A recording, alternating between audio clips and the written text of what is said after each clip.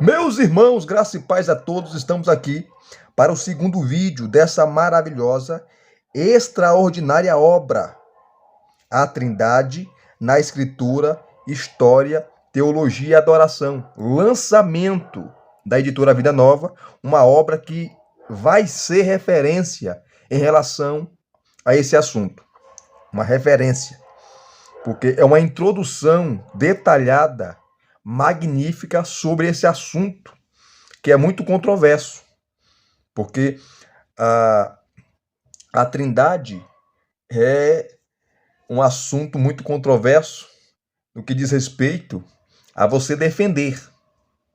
É bíblico, não tem como fugir, mas é um mistério.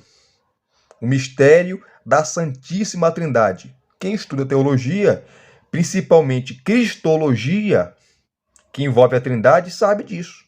Como entender? Não dá para entender, mas é bíblico. É bíblico. Tá? E quem não é trinitário e não aceita essa doutrina é herege. Não tem para onde correr, gente. Não tem para onde correr. Não tem, porque é bíblico. É bíblico, ponto final. E é um paradoxo. O que é um paradoxo? Paradoxo é uma aparente contradição. Não é contradição, é uma aparente contradição. Que é um assunto que mexe com a cabeça.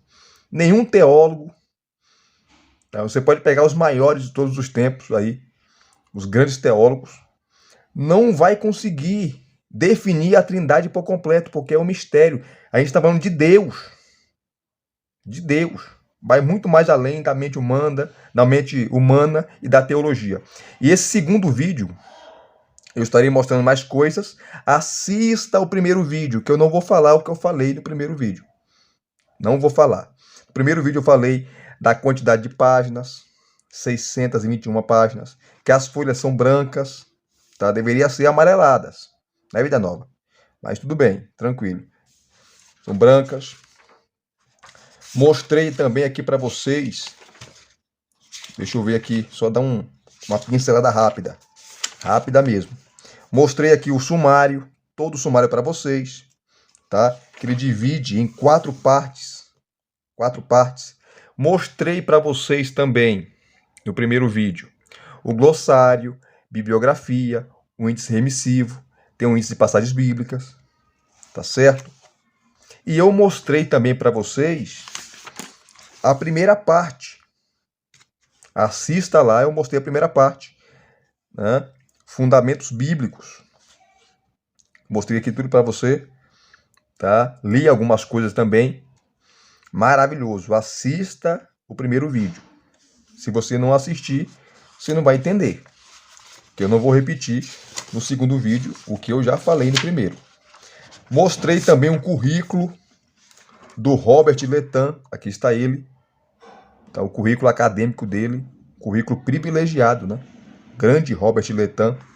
E essa obra aqui, em inglês, é a segunda edição, revisada e ampliada. Teve a primeira, em inglês, e essa, a Vida Nova pegou a segunda edição, revisada e ampliada, e traduziu para o português, nosso idioma, né? Esse lançamento aqui maravilhoso. Então, tudo isso eu falei para vocês no primeiro vídeo. E essa é uma obra introdutória sobre a Trindade. Mas não é qualquer introdução. É uma introdução detalhada sobre um assunto que é primordial para a fé cristã. Porque se você não crê na Trindade, você está perdido. Tá? Pronto, voltou aqui. E essa obra, o prefácio, é de Sinclair Ferguson. Sinclair Ferguson, quem conhece teologia sabe que é um grande teólogo também. Tá certo? Então vamos lá. Nesse segundo vídeo, eu estarei mostrando aqui mais coisas para vocês. Tá? Como estarei mostrando aqui a parte 2 para vocês. O que ele vai trabalhar nessa segunda parte? Ele vai trabalhar o desenvolvimento histórico. Eu já dei aula de história da igreja, né? Tenho bastante materiais sobre história da igreja. E quem nunca estudou a história da igreja tem que estudar. Tem que estudar. Teólogo que não estuda a história da igreja não é teólogo. Porque para nós chegarmos e entendermos por que pensamos como pensamos, ou por que defendemos o que defendemos, você tem que olhar para o retrovisor da história. Tem jeito. Os desdobramentos das principais doutrinas bíblicas. Então, é a história da igreja.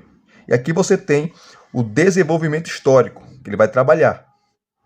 Os concílios ecumênicos, tá? Os desenvolvimentos, os debates sobre a Trindade, que é um assunto que até hoje dá muito pano para manga. Muito pano para manga. Tá certo? Estarei mostrando aqui também a parte 3, que é o debate contemporâneo, né, dos grandes teólogos, começando com Karl Barth. Não estarei lendo, né? Porque para você entender a parte 3 aqui, você tem que conhecer as obras desses camaradas. Se você não conhece Karl Barth, Rahner, Moltmann, Pannenberg, um pouco de teologia oriental, tá? Você vai ficar boiando. Vai ficar boiando. Então vamos lá mostrar para vocês aqui a parte 2, tá? Começando na página 119, que foi aonde eu parei, né? Eu mostrei a parte 1, que ele trabalha o Antigo Testamento, e no Antigo Testamento é difícil falar de Trindade, gente. No Antigo Testamento é difícil falar de Trindade porque os escritores do Antigo Testamento eram judeus, e os judeus não creem na Trindade até hoje. Para eles é uma heresia. Para eles, defender Trindade é defender politeísmo. É defender politeísmo. Vários deuses. Eles não aceitam isso, tá?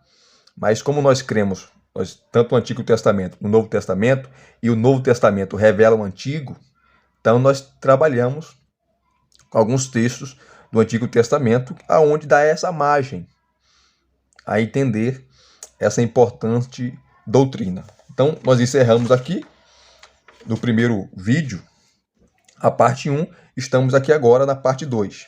E ele começa trabalhando, né, o trinitarismo antigo, partindo aqui dos pais da igreja.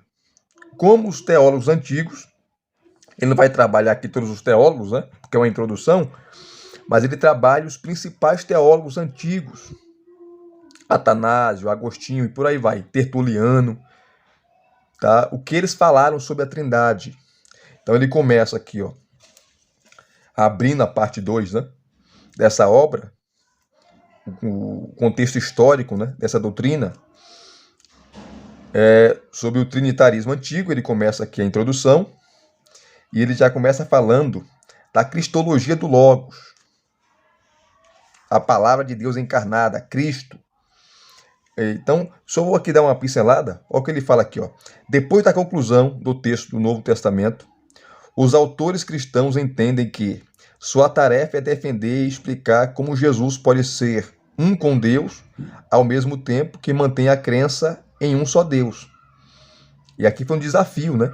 Um desafio para os teólogos posteriores, chamados pais da igreja. Filósofos, teólogos, bispos, né? Tanto do Oriente como do Ocidente, que defenderam a doutrina da Trindade, principalmente Tertuliano, que foi é ele que cunhou o termo Trinitas.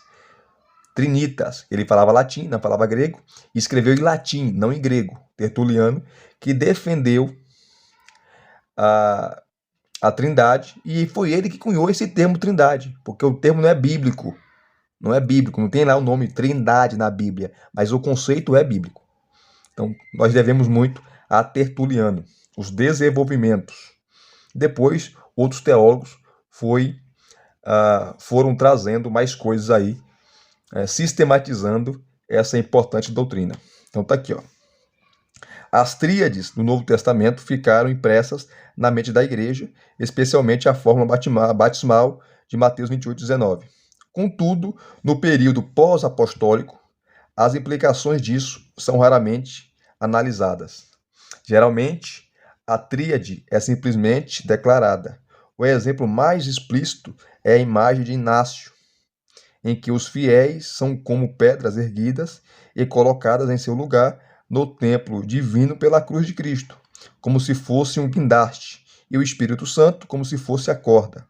Inácio, acho que fala aqui, o famoso Inácio de Antioquia, tá? Ensina também que o Filho coexistia com o Pai antes que o tempo existisse. Então a ideia, gente, de trindade, eu não sei se você já ouviu aí vários idiotas, desculpa aqui a expressão, falarem que a doutrina da trindade nasceu em Nicéia, no Concílio de Nicéia em 325. Isso aí é burrice, quem fala isso. Bem, muito antes, os primórdios do cristianismo, tá? A partir do primeiro século ali, segundo século, já tinha esse entendimento. Teólogos antes de Nicéia, como Tertuliano, como Orígenes, como Justino Marte, Atenágoras de Atenas, né, Clemente de Alexandria, Clemente de Roma, e entre outros, já defendiam a Trindade. Então, né, pessoas que não estudam é complicado.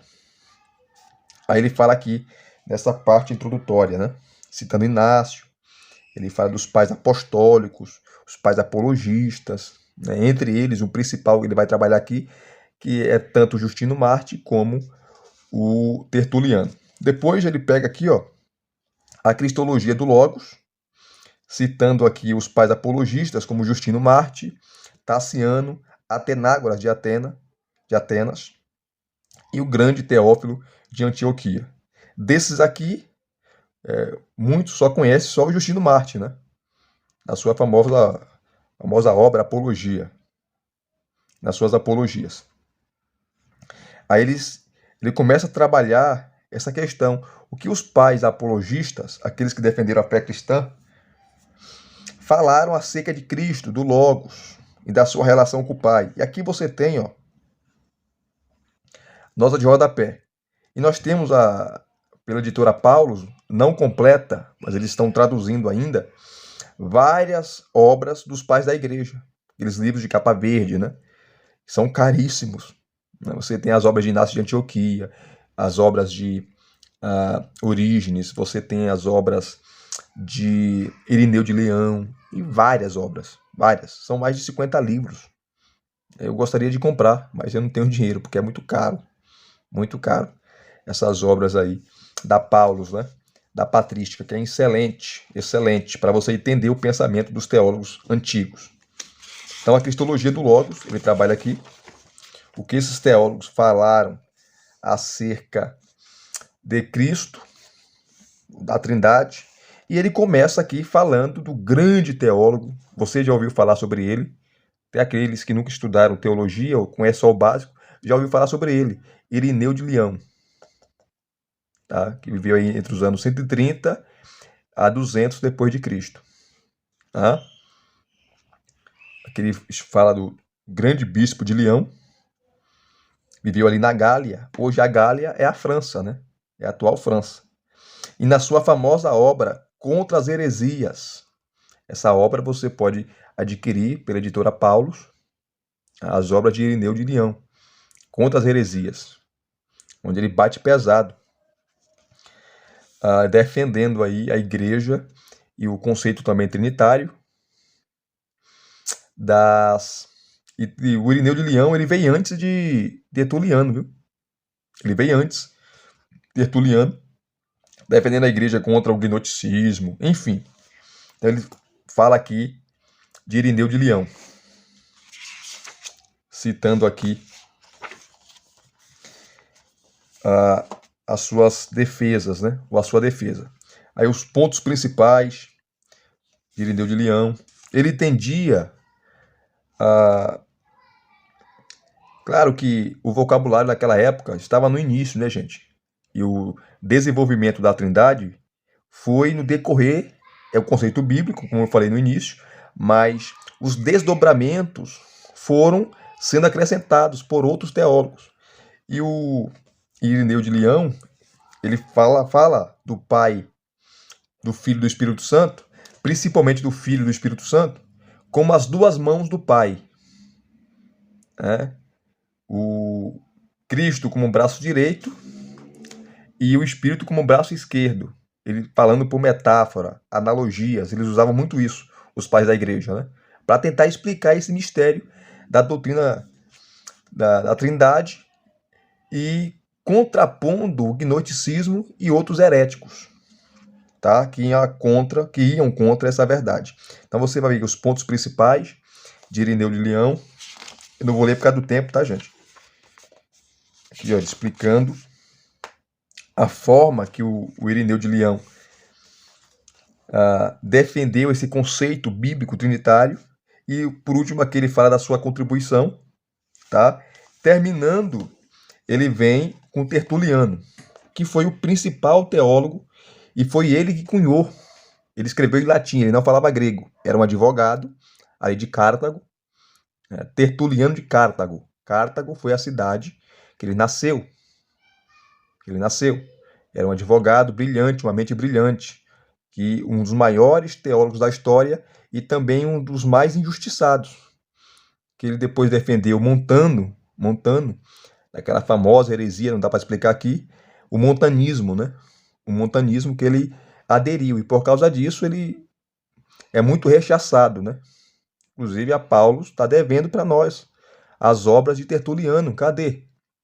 Tem que traduzir, porque quem formou o pensamento, tá? E colocou as bases para a doutrina da Trindade, como nós defendemos hoje, foi esse camarada aqui, ó, Tertuliano. O que o termo Trindade, quem criou foi ele. Ele. Nós devemos muito a ele. A teologia ocidental. Não é Agostinho, não. Agostinho veio depois. Tá? Mas temos que lembrar dos teólogos que vieram antes de Agostinho.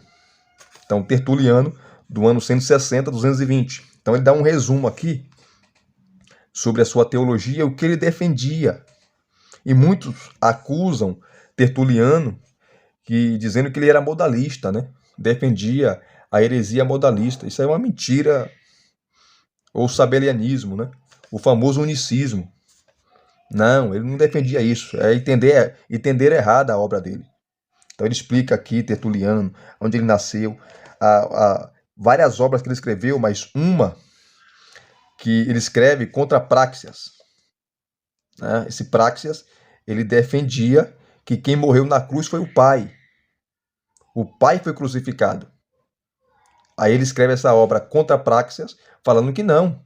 O pai é distinto do filho, o filho é distinto do pai e o Espírito Santo é distinto do pai e do filho. Então são três pessoas, tá? É um Deus só. Né? Deus é uno. Deus é uno, mas em três pessoas. Em três pessoas. Ele explica de maneira às vezes difícil de compreender, mas trazendo à luz esse mistério.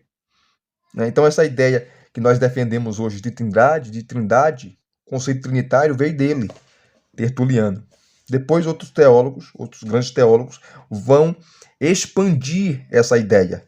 Então está aqui Tertuliano, ele cita as obras de Tertuliano, o que ele defendeu, o que ele entendia, tá?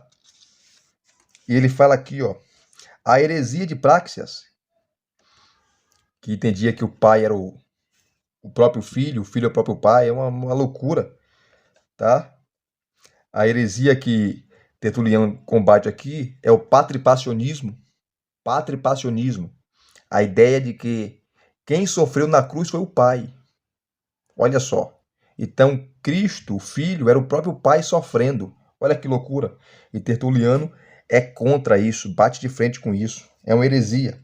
E ele fala aqui, ó, a heresia de Práxias supõe que se crê no Deus único, dizendo-se apenas que o Pai, o Filho e o Espírito Santo são idênticos.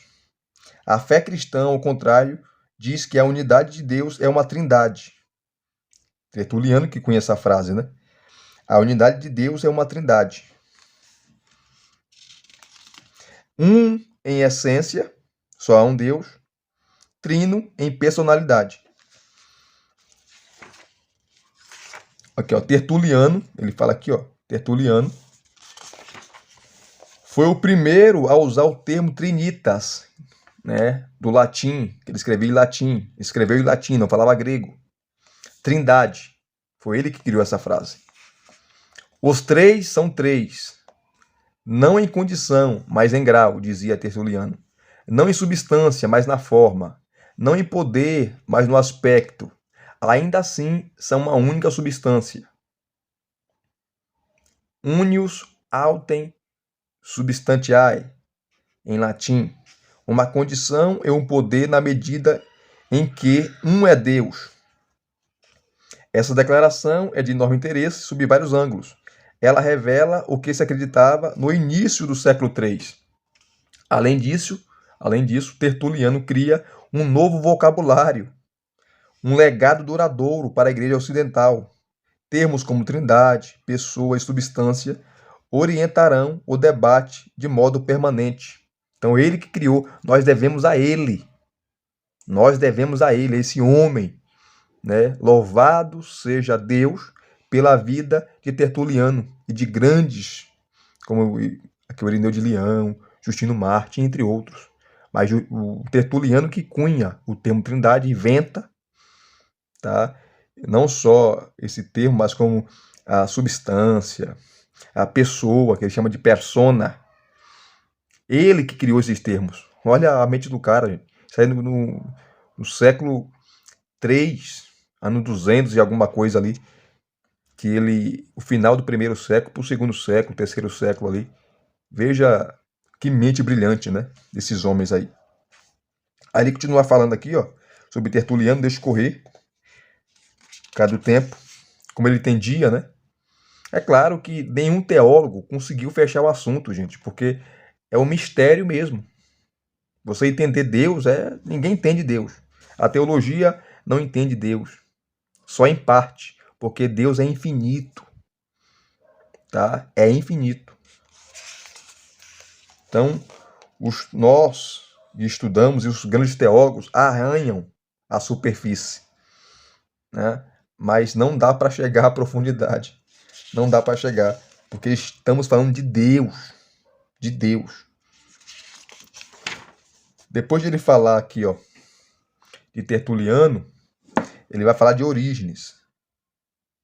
Outro teólogo do segundo século, do segundo para o terceiro século, que depois foi condenado como herético, né? E suas obras foram queimadas.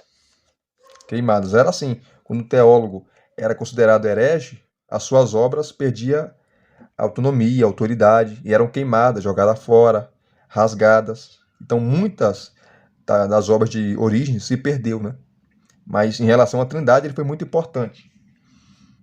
Como todos os teólogos, falou coisa que não devia, e ele adotava muito método alegórico, né?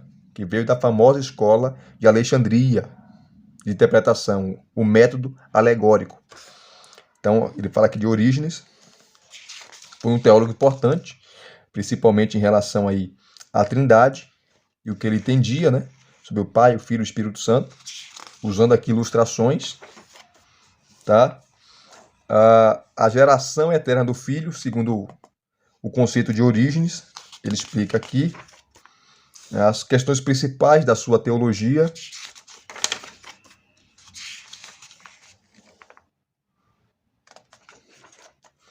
E no final, ele termina aqui citando esses teólogos, né? Teve outros, mas ele cita aqui os principais. No final de toda a sessão, de todo o capítulo, você vai ter aqui. Eu mostrei para vocês no primeiro vídeo, né? O vocabulário é essencial de tudo que ele tratou, tá? Nesse capítulo, como adocionismo, como que é uma heresia, né? Foi uma heresia defendida por vários bispos, né? Para tentar explicar a Trindade.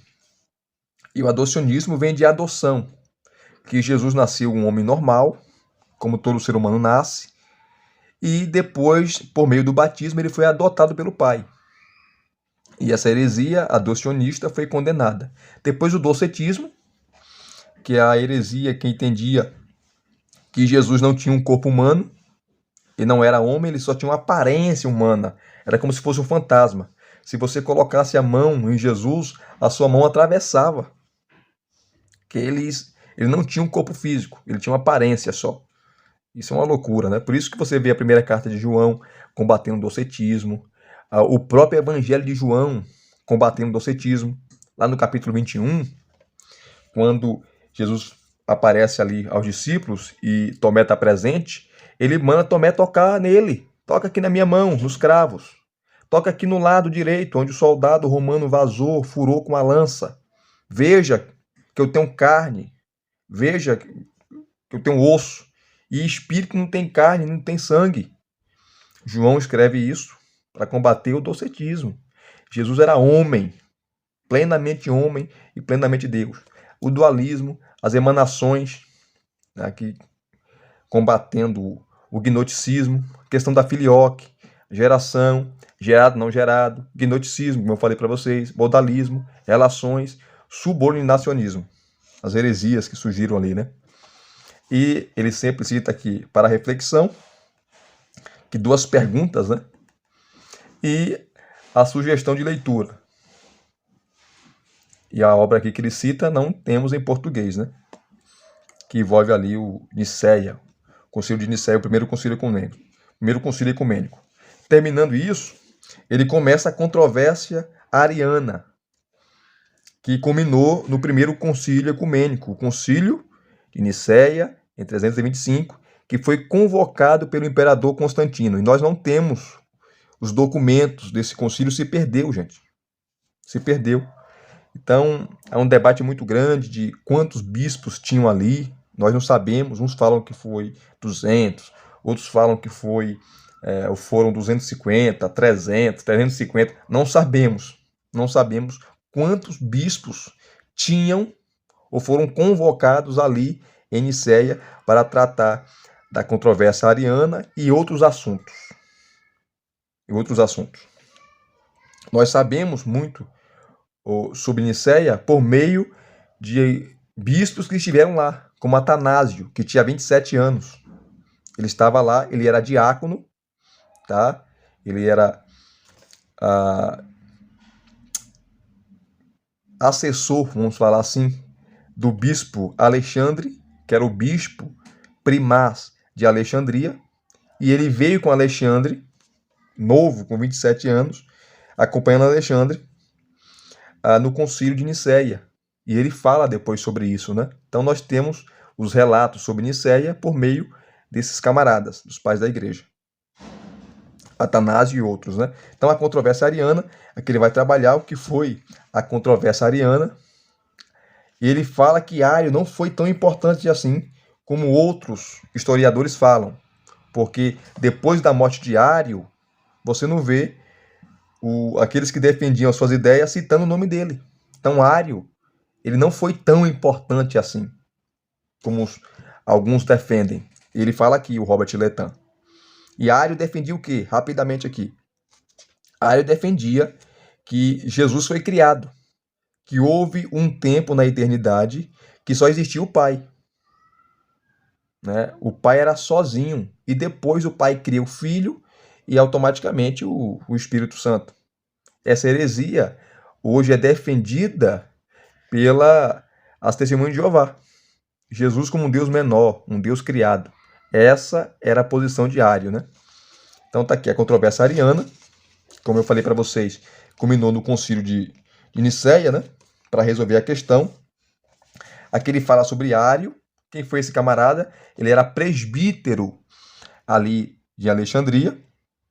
Começou a ter alguns embates com seu bispo, Alexandre, que era o bispo primaz de Alexandria ali, e ele discordou do seu bispo, dizendo, e começou a ensinar e ganhou muita.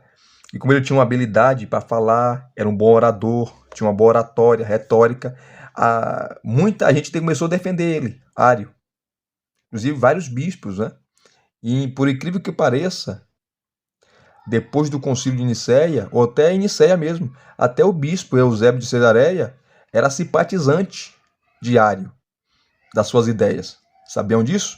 E Robert Letan fala aqui nessa obra. Então ele fala aqui, dando um apanhado aqui, né? Falando um pouco da biografia desse camarada e da sua importância, mas ele não foi tão importante assim como muitos historiadores falam, tá? Inclusive depois ele nem é lembrado, caiu no esquecimento. Fala da sua condenação, fala da sua heresia, tá? E aqui, ó, ele vai falar dos 5 pontos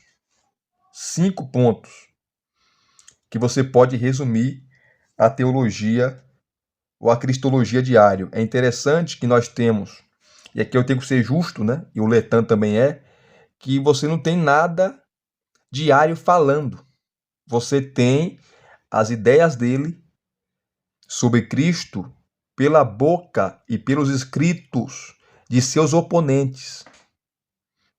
Claro que talvez os seus oponentes distorceram muita coisa do que ele falou. Tá certo? Porque na história nós temos o lado dos vencedores, não dos perdedores. Naquela época também envolvia muita política, gente, politicagem, tá? Era muita também desonestidade. E se a pessoa fosse condenada, a sua teologia, ela era exilada. Exilada e seus escritos queimados e rasgados. Era assim que funcionava. Então aqui, ó, o Letan, Robert Letan, ele traz aquilo que nós podemos resumir sobre a cristologia de Ario, né? Que ó, podemos resumir as declarações de Ario da seguinte forma: o que ele entendia, o que ele defendia em relação a Cristo Jesus ou a Trindade. Primeiro, Deus é solitário, o Pai único. Aqui se revela a preocupação de Ario em manter a unidade do Deus único. Então não existia Trindade. Até porque ele nem cria nisso, né? Ario não cria em Trindade. Então houve o tempo que o Pai estava sozinho. Depois que o Pai cria o Filho e o Espírito Santo. Segundo ponto. O Filho teve origem, que é a expressão ex nihilo. Ex nihilo significa do nada.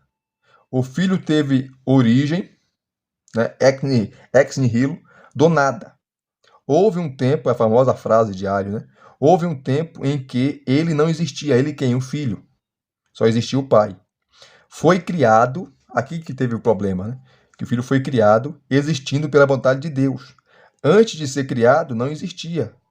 A lógica nesse caso é a seguinte: uma vez que tudo que foi criado veio a existir a partir da não existência, e a palavra de Deus é uma criatura, a palavra de Deus aqui é o Filho, né? Cristo, Logos, então a palavra de Deus também veio a existir a partir da não existência.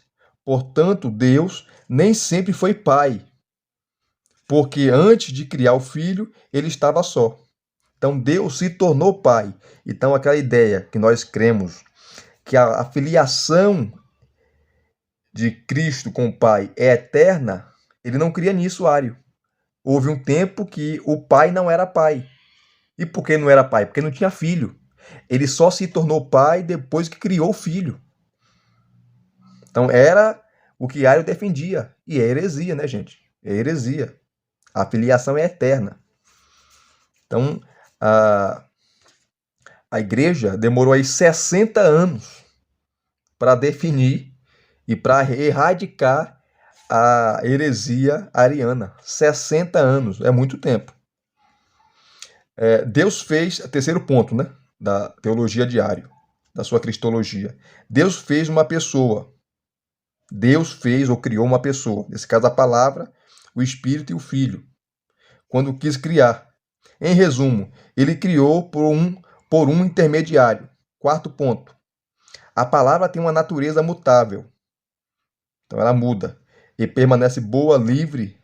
E permanece boa pela livre vontade apenas se assim decidir. Quinto. Aqui é um termo grego, né? As ousias, que quer dizer substância ou seres do Pai, do Filho e do Espírito, são divididas e diferem uma das outras. O Pai é a origem do Filho, criou o Filho, e do Deus Filho. Olha só. Há duas sabedorias, uma que existiu eternamente com Deus e outra que é o Filho, trazido à existência nessa sabedoria. Portanto, há outra palavra de Deus além do Filho, segundo Ario. E como o Filho participa dela, é chamado pela graça de palavra e filho. Então ele entendia que existe a sabedoria eterna de Deus, e existe a sabedoria que foi criada. E essa sabedoria que foi criada é o Filho. Olha a loucura de Ario, né? Olha a loucura de Ario. Por isso que ele foi condenado, foi refutado lá no Concílio de Nicéia e por aí vai. E ele continua aqui, ó, o Letan trabalhando, né? Essas ideias de Ario e o que ele entendia, né?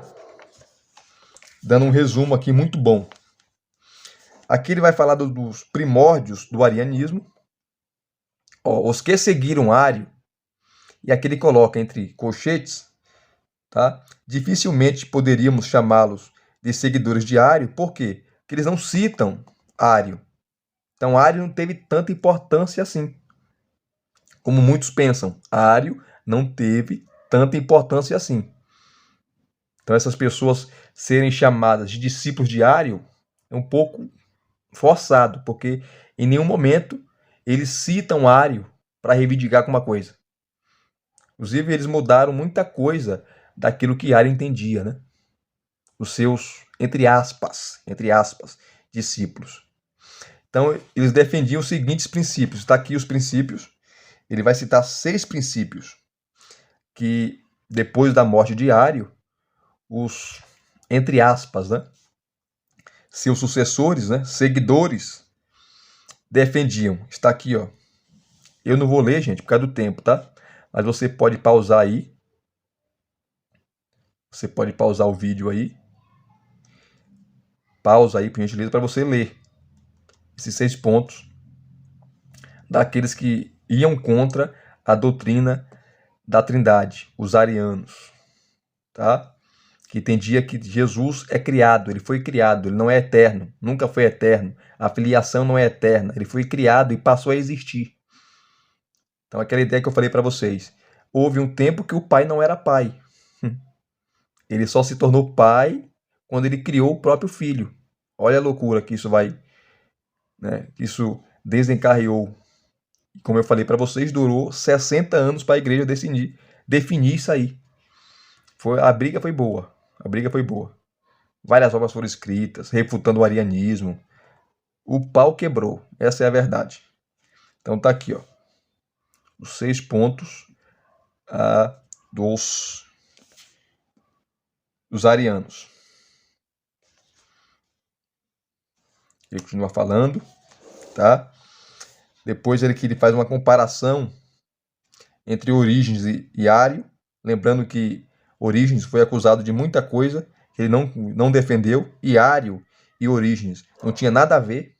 A teologia de Ario era uma, a cristologia dele era uma, a de Orígenes era outra. Ó, é possível ver com clareza as amplas diferenças entre Ario, o arianismo, e Orígenes. E aqui ele vai falar das diferenças, né? O que Orígenes pensava, defendia, e o que Ario defendia em relação à Trindade, à doutrina da Trindade. Interessante aqui também.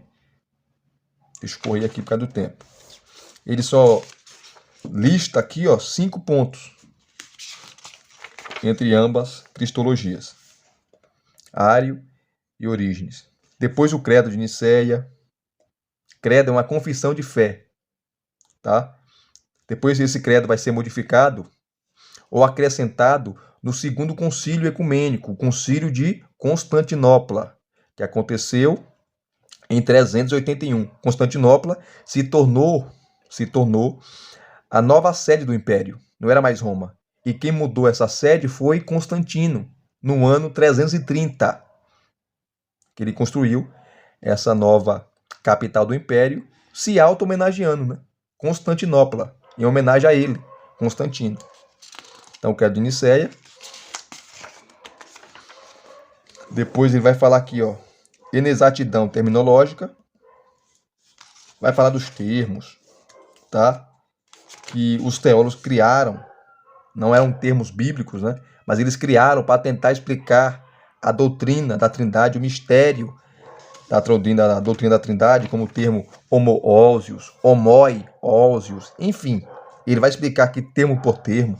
É maravilhoso, gente, é uma obra maravilhosa. Para você que pensa em dar aula, ou ser professor de teologia, de cristologia, ou já dar aula, essa obra aqui vai te dar tudo mastigadinho. E aqui, como eu falei para vocês, vocês têm os termos, como hipostases, ousia, né? Hipostases fala da natureza de Jesus, né? Natureza humana, natureza divina, tá? Substância, enfim, pessoas, enfim, vários termos foram criados, ele vai explicando aqui. Hipostases e ousia. Deixa eu correr porque o tempo ruge. A expressão genet, ó. Cadê? Aqui, ó. Homoousios, que significa a mesma substância, mesma essência. O filho tem a mesma essência do pai. Esse termo foi criado no Concílio de Nicéia, 325. O filho é homoousios com o pai. Em que sentido? O filho tem a mesma essência do pai, tem a mesma substância que o pai. O que o pai é, o filho também é. O pai é eterno, o filho também é eterno e por aí vai. Então foram termos que foram criados para a gente tentar explicar a relação do filho com o pai. Outros termos aqui, ó, genetos, genetos, agenetos e agenetos. Tá? Genetos significa tendo vindo à existência, portanto criado. Então o filho foi criado, que a famosa heresia ariana ensinava, né? E agenetos, que significa o que sempre existiu, nunca teve o começo, porque existia eternamente. E nós concordamos com esse termo aqui, né? Agenetos, que o filho sempre existiu, o filho é eterno, a sua filiação é eterna. Aí ele vai explicando aqui. Depois, partes em disputa nas décadas depois de Nicéia. Marcelo de Ancira e os teólogos Mia hipostáticos. Ele vai explicar o que significa isso. Não dá para falar aqui por causa do tempo, tá, gente? Vocês me perdoam aí. É muita coisa para mostrar. Ele vai explicando aqui. Depois, outros termos aqui, ó, que surgiram depois, anomeanos e eunomianos. O que significa esses termos? Ele vai explicar aqui para você entender. Então foram vários termos criados para tentar explicar a relação do filho com o pai, do filho com o Espírito Santo, do Espírito Santo com o filho e o pai. Enfim, a briga durou anos e até hoje, né? Até hoje. Homoousianos, aqueles que defendiam que o filho tem a mesma substância, a mesma essência que o pai, o filho é eterno. Homoiousianos, que o termo homoiousios, homoi, o i aqui, ó, ósio, significa que o filho tinha substância similar, era parecido. Quem defendia isso eram os arianos. O filho não é o pai, o filho foi criado pelo pai e só tem uma substância similar, parecida com o pai. Ele não é eterno, ele não é todo-poderoso e por aí vai. Então há uma diferença, né, entre os homoousianos e os homoiousianos. Ele vai explicando aqui. Vê que são termos assim, nossa, que termos difíceis, eu nunca vi falar sobre isso, mas quando você lê, você entende melhor. Quem estuda cristologia sabe disso, né? Já está familiarizado com esses termos. Arianos, homoianos, quem são eles? Ele explica aqui também. Meu Deus, o tempo está correndo. Depois você tem, sempre no final que eu falei, o vocabulário essencial para refletir e sugestão de leitura sobre o assunto que ele abordou. Sobre o assunto. Ele fala aqui que o glossário todo é importante para este capítulo. Capítulo 6, ele vai citar um grande teólogo, dos maiores do Oriente, Atanásio de Alexandria, que foi exilado 5 vezes. 5 vezes ele foi exilado como bispo de Alexandria e voltava, né? Ele era exilado e voltava. É engraçado que ele foi tão grande, tão importante, que ninguém assumiu. Nos 5 exílios que ele sofreu, né, as retaliações que ele sofreu, ninguém ocupou a sua cadeira de bispo de Alexandria. Ninguém. Tamanho respeito que esse camarada tinha. Tá? E não foi só ele que defendeu, né? Teve outros também. Mas ele tem a importância e o Robert Letan fala sobre ele aqui, tá? Atanásio, o que ele defendeu, as suas obras, a sua teologia, a sua cristologia e por aí vai, tá? Ó, sua teologia em linhas gerais, encarnação, divinização e a Trindade. Ele escreveu obras sobre isso. Tem uma obra dele muito famosa, A Encarnação do Verbo, como se deu, como aconteceu, combatendo os arianos. Combatendo os arianos, tá? Vamos correr aqui,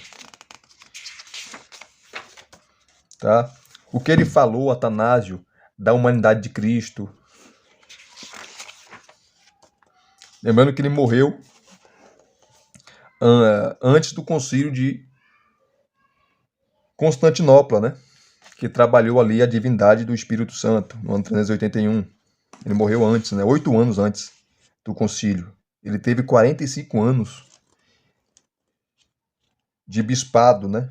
Ali em Alexandria.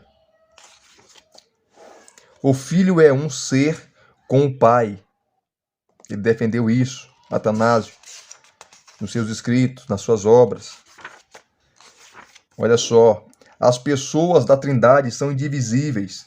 Não dá para dividir. Veja a importância desse camarada, né? A relação do Espírito Santo com o Pai e com o Filho. Ele escreveu sobre isso, falou sobre isso. Aí, no final, aqui ele fala sobre a sua contribuição, a contribuição de Atanásio, os termos que ele usou para defender a Trindade, tá? E terminando aqui, sempre você vai ter, como eu falei, os termos essenciais para a reflexão, que são perguntas, e a sugestão de leitura. Sugestão de leitura. E aqui ele vai falar dos capadócios. Os pais ali da Capadócia, os 3 principais. Basílio Grande, Gregório de Nissa e Gregório de Nazianzo. A mente mais brilhante de todos os 3 foi o Gregório de Nissa. Espetacular.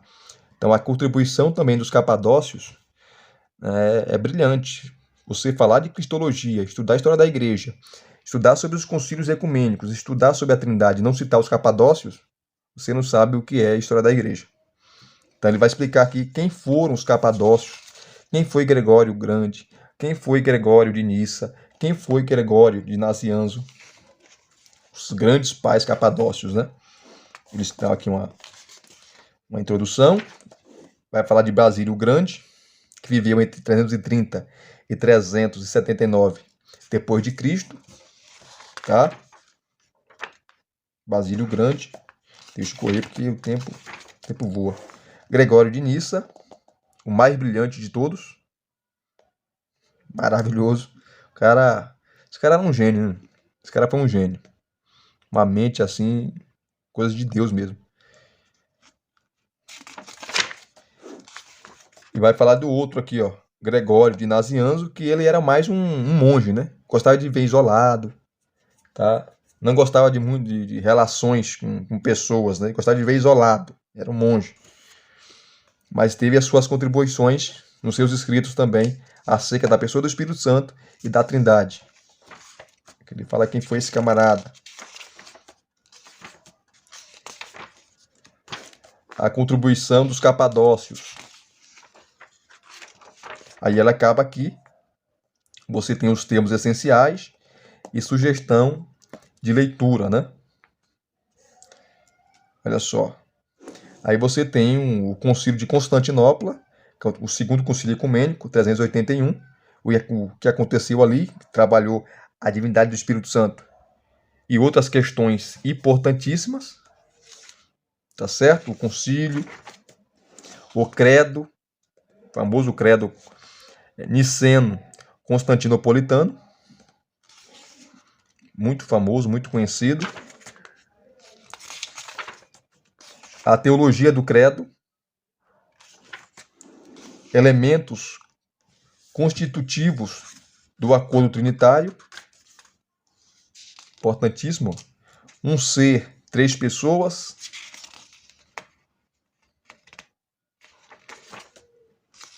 que trataram os bispos nesse concílio, consubstancialidade, o que é isso? Vontade divisível, operações inseparáveis, cada um tem sua vontade, o Pai tem a vontade, o Filho tem a vontade, o Espírito tem a vontade. São 3 pessoas. tem emoções, tem não só emoções, mas cada um pensa, tem os seus pensamentos, suas vontades, enfim. Explica aqui, vontade divisível, operações inseparáveis.